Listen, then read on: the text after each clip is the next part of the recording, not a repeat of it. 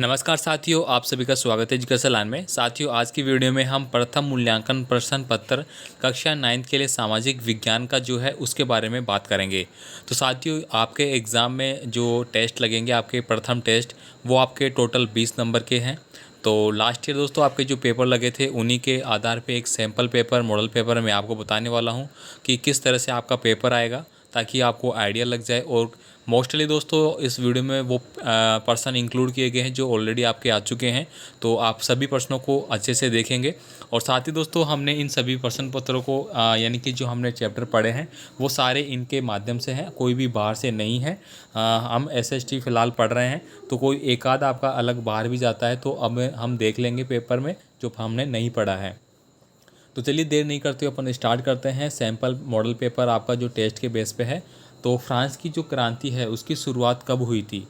तो साथियों, फ्रांस की जो क्रांति है वो हमने पढ़ा था 1789 में हुई थी। और लुई 16 के कार्यकाल में आपने पढ़ा ये सब चीज़ें, है ना, पूरे मैंने आपको बताया था।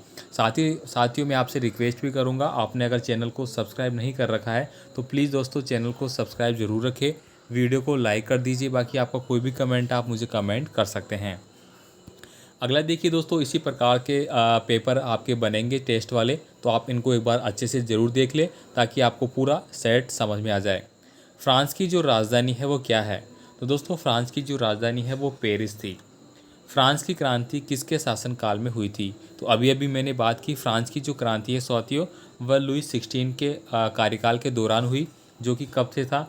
1789 हमने पढ़ा ये हुई थी। तो उसका लगभग 1793 के आसपास था।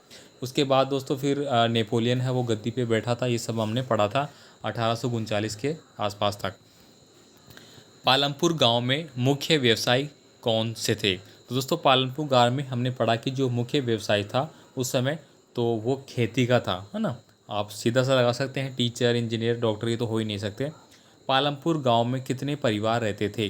तो दोस्तों वहाँ पे लगभग 450 गांव जो परिवार है वो वहाँ पे निवास करते थे। आगे देखिए, भारत का सबसे पूर्वी देशांतर कौन सा है? हमने ज्योग्राफी वाले चैप्टर में पढ़ा था। तो पूर्वी की बात की जाए यहाँ पे तो आपका आ जाएगा 97.25, ठीक है, ये वाला आपका आएगा। निम्न में से कौन सा हिमालय की श्रेणियाँ हैं?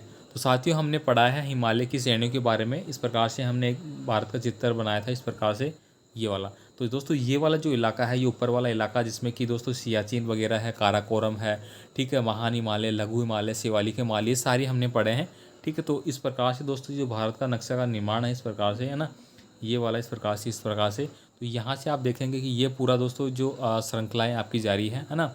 यहाँ पे दोस्तों आपका काराकोरम वगैरह, शिवालिक वगैरह, ये सारी यहाँ पे आती है। और ये दोस्तों आपका बहुत बड़ा क्षेत्र हो गया जिसमें कि जितनी भी आपकी ऊंची ऊंची वो पर्वत श्रृंखलाएँ हैं वो सारी इसी में विद्यमान है। तो इस प्रश्न का सही आंसर आपका आता है उपयुक्त सभी, ऑप्शन नंबर डी। हिमालय की सबसे सतत एवं सर्वाधिक ऊंचाई वाली श्रृंखला कौन सी है? तो दोस्तों नाम से देखो, आप देखेंगे अरावली, शिवालिक, हिमाद्री और नीलगिरी। तो दोस्तों आप यहाँ से अगर मैं आपको बताऊँ एक आइडिया कि सबसे ज़्यादा ऊंची चोटियाँ किस में होती है, तो हिमाद्री होती है। कैसे? मैंने आपको चैप्टर पढ़ाया था तब बताया था कि 4000, ठीक है, 4000 जो आपका होगा मीटर, उसके ऊपर जाते ही आपका यहाँ पे क्या हो जाता है कि हिमाद्री क्षेत्र वो स्टार्ट हो जाता है। उसके बाद दोस्तों जो अरावली की मैं बात करूँ, जो आपका हिमालय क्षेत्र है वो लगभग 8000 के आसपास है ना।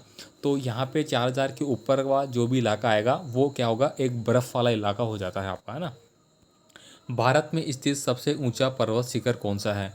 तो ये तो आप आराम से बता सकते हैं, ये आपका कंचनजंगा हो जाएगा, है ना। माउंट एवरेस्ट नेपाल में है, मकालू ये यहाँ पे नहीं है, धौलागिरी ये भी छोटी है। आगे देखिए, महान हिमालय में स्थित दर्रा कौन सा है? साथियों मैंने आपको डायग्राम के माध्यम से, जो आपका मैप है उसके माध्यम से भी आपको बताया था दर्रों की स्थिति के बारे में, है ना।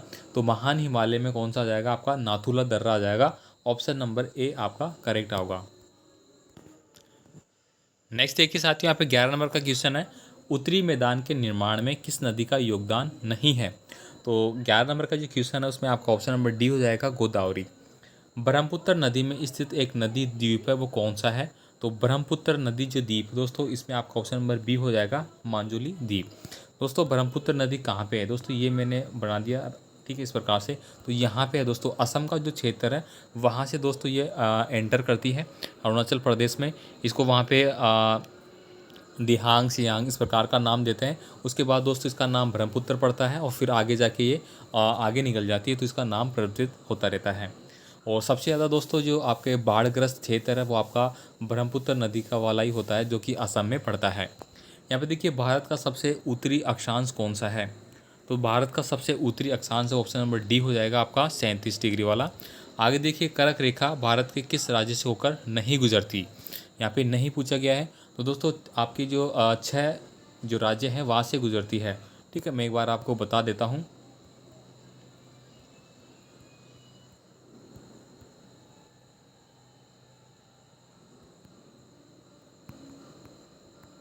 ठीक है दोस्तों, ये मैंने जो लिखा है वो एक ट्रिक है।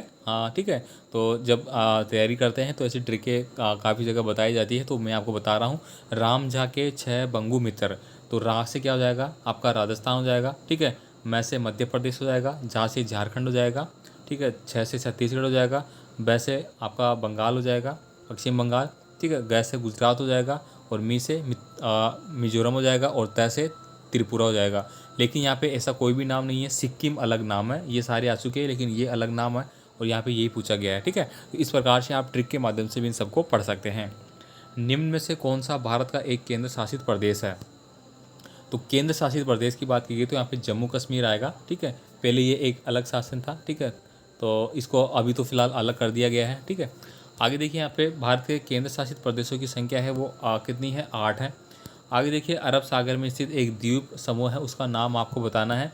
तो अरब सागर में दोस्तों जो आपका द्वीप समूह है वो आपको हो जाता है आपका लक्षद्वीप। ठीक है, आगे देखिए कुमाऊं हिमालय किन 2 नदियों के बीच स्थित है, दोस्तों कुमाऊं हिमालय है वो आपका सतलुज और काली सिंध नदियों के बीच में है। ये दोस्तों बहुत ही इंपॉर्टेंट प्रश्न है। आगे देखिए यहाँ पे दून जो क्षेत्र है वो किसे कहते हैं, तो दोस्तों निम्न हिमालय और शिवालिक के बीच की जो घाटी का क्षेत्र है उसी को दून बोलते हैं, जैसे कि देहरादून वगैरह है ना, ये उसी में आते हैं। अंतिम प्रश्न, 18वीं शताब्दी में फ्रांसीसी समाज कितने एस्टेट में बटा हुआ था, तो हमने दोस्तों पढ़ा था जो फ्रांसीसी समाज है वो 3 स्टेट में बटा हुआ था, 3 भागों में बटा हुआ था। तो ऑप्शन नंबर बी है वो आपका करेक्ट आंसर होता है। तो आई होप दोस्तों आपको सभी को अच्छे से समझ में आ चुका होगा। पूरे 20 के 20% जो आपके स्टार्टिंग के जो चैप्टर हैं उन्हीं में से बनेंगे, और इस बार भी आपका जो टेस्ट लगेगा उसमें भी इसी प्रकार के बनेंगे, क्योंकि स्टार्टिंग में आपको वही चैप्टर पढ़ाए जाएंगे जो प्रथम टेस्ट में आने वाले हैं, और लगभग वो सेम रहता है आपका रेशो, है ना। तो आप कमेंट जरूर करिए आपको वीडियो कैसा लगा। बाकी आपकी कोई भी राय है वो भी आप हमें बता सकते हैं। बाकी अपने दोस्तों को भी ज़रूर बताइए वीडियो को, ताकि वो भी रीड कर सकते हैं किस प्रकार के होंगे। बाकी चैनल को सब्सक्राइब करके ज़रूर रखें, आपको एकदम ऑथेंटिक और अच्छा कंटेंट आपको यहाँ पे मिलेगा। PDF फाइल के लिए दोस्तों आपको हमारा टेलीग्राम ग्रुप, फेसबुक ग्रुप और वेबसाइट है वो ज्वाइन करना पड़ेगा। लिंक डिस्क्रिप्शन बॉक्स में दिया गया है। धन्यवाद।